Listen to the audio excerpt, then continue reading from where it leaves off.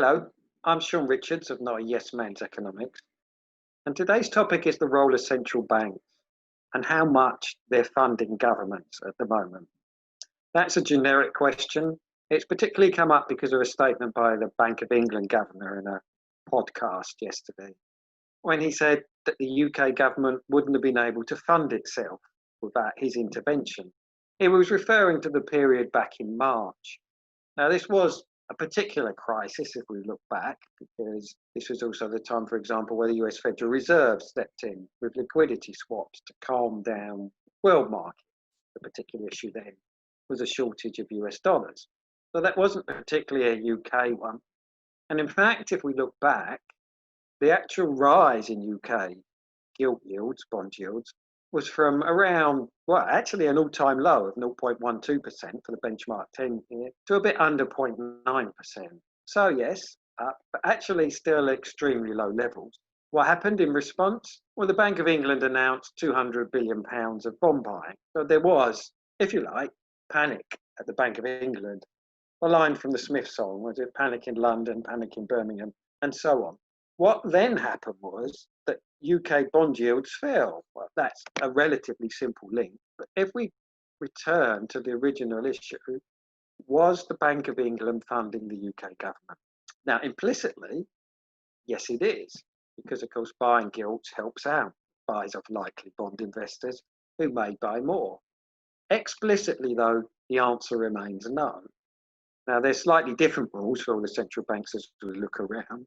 But the one for the Bank of England is it won't buy something once it's issued for a week. Now, it's teetering on the line of that at times. And just as an example, its definition says 168 hours. So presumably 169 hours is okay.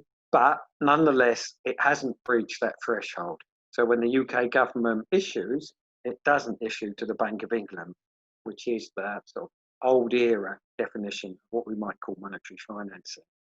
If we look around the world, we see similar situations. European Central Bank buys more of its bonds at the shorter end than the Bank of England does, but again is operating in secondary markets, not the initial one. Same for the US Federal Reserve. Even the Bank of Japan's not buying directly, although it buys so many, you could argue that it wouldn't make much difference. How important a point is this? Well, you see, it used to be considered that if you did this sort of thing, your currency would collapse.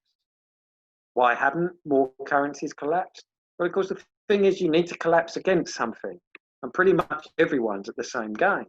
It's not only what we might call the first world central banks who are doing this, and even amongst them, the thing has spread. For example, we're seeing it as far afield as New Zealand now, but we've seen ones around different parts of the world joining. You can debate whether or not the Reserve Bank of India is at it, but there's elements of that there. We've seen hints of it from Latin America and so on. So that is the issue, that one of the sort of consequences of this sort of thing, to some extent, has gone away. So we would need someone to be particularly different for everyone else, I think, for there to be an effect of this. However, it does change the role of central banks in terms of them being independent. I'm not a supporter of that, but I've seen lots of people claim it. And when they're so tough with the Treasury, as they are at the minute, not explicitly, but implicitly, smoothing the wheels, oiling the wheels, sorry, would be a better phrase, then there's no independence there. And so, in fact, we've gone back to the future, to quote the film title. Really, central banks have mostly become another agent, another part of government. Thank you.